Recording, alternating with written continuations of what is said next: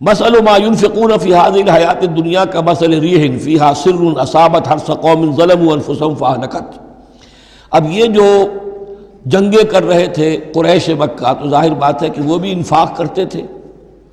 فوج تیار کرنی ہے، اونٹ چاہیے، سواریاں چاہیے، ہتھیار چاہیے، تو خرچہ کرتے تھے نا۔ اب یہ اس کی طرف اشارہ ہے کہ یہ لوگ جو دنیا کی زندگی میں کچھ خرچ کرتے ہیں،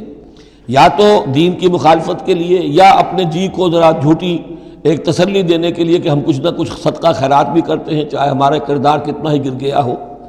تو ان کے انفاق کی مثال ایسی ہے کمثل ریح فیہا سر، کہ جیسے ایک زوردار آندھی ہو جس میں پالا ہو، بہت ٹھنڈ ہو، اصابت حرث قوم، وہ کسی قوم کی کھیتی کو آ پڑے، ظلموا انفسہم، جنہوں نے اپنی جان پر ظلم کیا، فاہلکت ہو، اور اس سب کو تباہ و برباد اور تہس نہس کر کے رکھ دے۔ یعنی ان کی یہ نیکیاں، ان کا یہ انفاق، ان کی یہ جد و جہد، یہ سب کی سب بالکل ضائع ہو جانے والی ہیں، ہبط ہو جانے والی نیکیاں، اور ضائع جانے والی ان کی ساری مساعی اور دوڑ دھوپ۔ وما ظلمهم اللہ ولکن انفسہم یظلمون، اور ان پر اللہ نے کوئی ظلم نہیں کیا، بلکہ وہ اپنی جانوں پر خود ظلم ڈھا رہے ہیں۔